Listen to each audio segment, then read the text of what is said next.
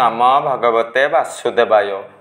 भक्त शरण आध्यात्मिक चैनल को मोर प्रिय भाई भाई मानू गुरुजन मानू अनंत कोटि प्रणाम जनाई मु श्री भक्त वत्सल प्रधान आज ओडिया भागवत रे सुंदर पदटे रही आपणा हस्ते जीवा छेदी के तार अच्छी प्रतिवादी निश्चित भाव में आलोचना करी। हाँ आज्ञा गोटे कहानी रही से अवंती नगर रे जड़े धनी ब्राह्मण थिले कृषि कार्य करने संगे संगे वाणिज्य कार्य रे लिप्त रहते किंतु तम गुण को धारण करुले अतीव कृपण थिले। भगवान कर माया तांकर एक नाव नदी रे बुड़ीगला पुणी जेते धन संपत्ति रही अग्नि द्वारा पोड़ी भस्म हो गला। निजर आत्मीय बंधु बांधव जहाँ किसी धन संपत्ति रही चोरी करिनेले हरण करिनेले एवं आपण माने जानचंती जेते बेले दुर्भाग्य आसीबो ना केबे भी एका आसीबो नाई संगरे बंधु बांधव को साथी रे धरी आसंती।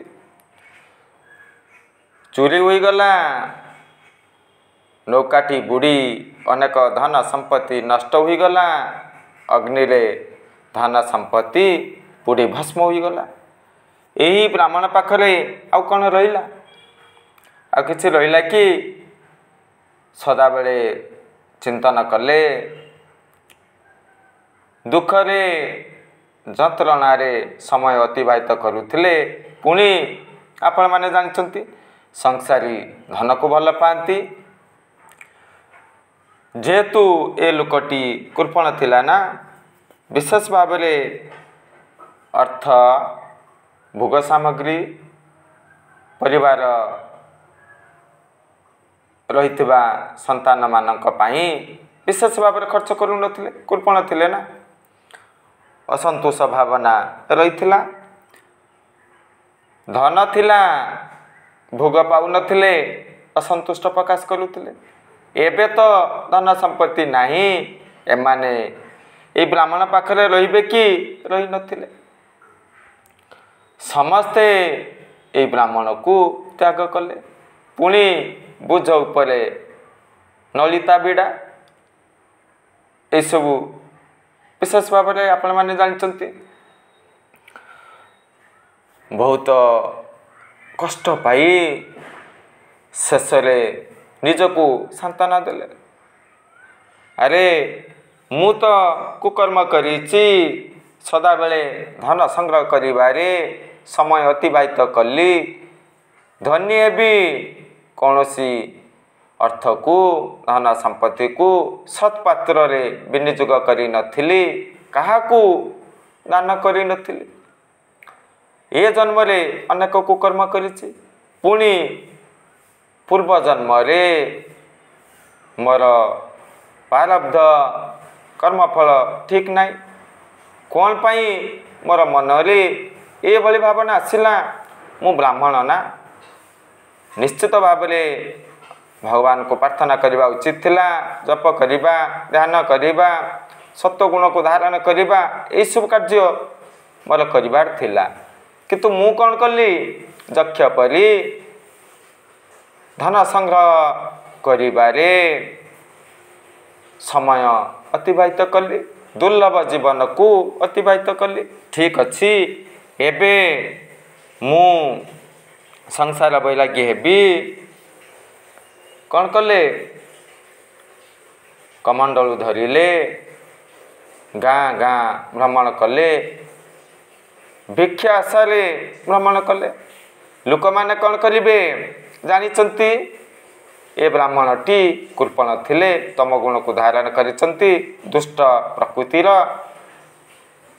अनेक कटु कथा कहिथिले किए टेका फिंगइले तो किए माड़ मारिले तो किए आघात देले तो किए मलत्याग କଲେ ତ କିଏ ମଳ କାଦୁଅ ତା ଉପରେ ଫିଙ୍ଗେଇଥିଲେ, ବହୁତ କଷ୍ଟ ଦେଲେ, ତଥାପି ମନରେ କ୍ରୋଧ ଆସିନଥିଲା, କାହାକୁ ଦାୟୀ କରୁନଥିଲେ, ଗାଳି ଦେଉନଥିଲେ।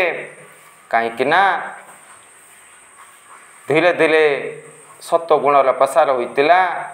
ଆରେ ମୁଁ ତ କୁକର୍ମ କରିଛି ନା, ନିଶ୍ଚିତ ଭାବରେ ଭୋଗ କରିବି। ମୁଁ ଜାଣି ଜାଣି ତମ ଗୁଣକୁ ଧାରଣ କରିଛି, ଅଧର୍ମ ମାର୍ଗରେ ଚାଲିଛି, ନିଶ୍ଚିତ ଭାବରେ ମୁଁ ଭୋଗ କରିବି। ଏ ଜୀବ ନିଜ ଦ୍ୱାରା ମୁକ୍ତି ପାଇପାରେ, ଏ ଜୀବ ନିଜ ଦ୍ୱାରା ବନ୍ଧନ ହୋଇପାରେ। ମୁଁ ସଂସାରମୁଖୀ ହୋଇଗଲି, ତମ ଗୁଣକୁ ଧାରଣ କଲି, ଦାନ ପୁଣ୍ୟରେ ଲିପ୍ତ ରହିଲି ନାହିଁ, ଯାହାଫଳରେ ଲୋକମାନେ ମୋତେ ଦଣ୍ଡ ଦେଉଛନ୍ତି, କଟୁ କଥା କହିଛନ୍ତି। ଏମାନଙ୍କର କିଛି ଭୁଲ ନାହିଁ। ଭୁଲ ଅଛି କି ନାହିଁ? ଯଦି ମୁଁ ସତ୍ୱଗୁଣକୁ ଧାରଣ କରିଥାନ୍ତି, ଦାନ ପୁଣ୍ୟରେ ଲିପ୍ତ ରହିଥାନ୍ତି, ଈଶ୍ୱରଙ୍କଠାରେ ଭାବ ଭକ୍ତି ରଖିଥାନ୍ତି, କଦାପି ମୋତେ ଏତେ ଦଣ୍ଡ ଭୋଗିବାକୁ ପଡ଼ିନଥାନ୍ତା।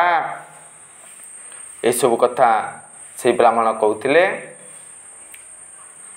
ସୁନ୍ଦର ତଥ୍ୟ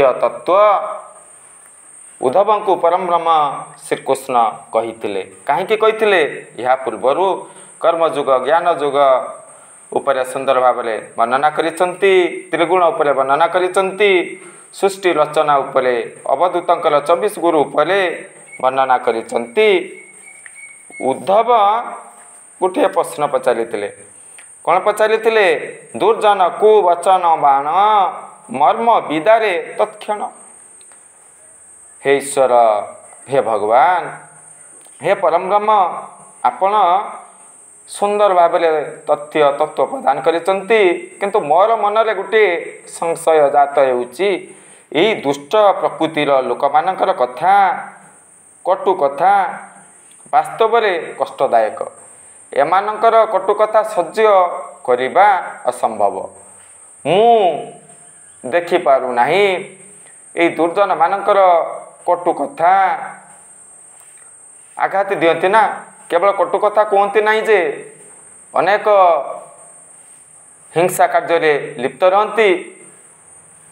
ଏମାନଙ୍କ କଟୁ କଥା, କଷ୍ଟ ପୀଡ଼ା ସହ୍ୟ କରିବା ଅସମ୍ଭବ। ଏହିସବୁ କଥା ବୃନ୍ଦାସୁତ ଉଦ୍ଧବ ପଚାରିଥିଲେ ନା, ଯାହାଫଳରେ ଭଗବାନ ସେହି ଅବନ୍ତୀ ନଗରର ବ୍ରାହ୍ମଣଙ୍କର ଉଦାହରଣ ନେଇଥିଲେ ଏବଂ ସଂଶୟ ଜାତ ହେଲା। ସେହି ସଂଶୟ କ'ଣ ଘଟିବ? ଉଦ୍ଧବଙ୍କର ଜାତ ହୋଇଥିଲା ନା, ଧୀରେ ଧୀରେ ମୋଚନ ହୋଇଗଲା। ଏହି ବିପ୍ର ଚିନ୍ତନ କଲେ, ହଁ, ଖଟ୍ୱାଙ୍ଗ ରାଜା ଥିଲେ ନା, ସୁଖରେ ଭୋଗରେ ସମୟ ଅତିବାହିତ କରୁଥିଲେ, ସବୁକିଛି ତ୍ୟାଗ କରି ଈଶ୍ୱରମୁଖୀ ହୋଇଗଲେ, ପରମଗତି ପାଇଗଲେ। ମୁଁ କ'ଣ ପାଇଁ ନ ପାଇବି? ମୁଁ ଚେଷ୍ଟା କରିବି, ଜପ କରିବି, ତପ କରିବି, ଧ୍ୟାନ କରିବି, ସଂସାର ମୁଖୀ ନ ହୋଇ ଈଶ୍ୱରମୁଖୀ ହେବି, ବୈରାଗୀ ହେବି, ଭବସାଗରରୁ ଉଦ୍ଧାର ପାଇବି। ଚିନ୍ତନ କଲେ, ମନକୁ ଈଶ୍ୱରମୁଖୀ କରିଦେଲେ ଏବଂ ଭବସାଗରରୁ ଉଦ୍ଧାର ପାଇଲେ।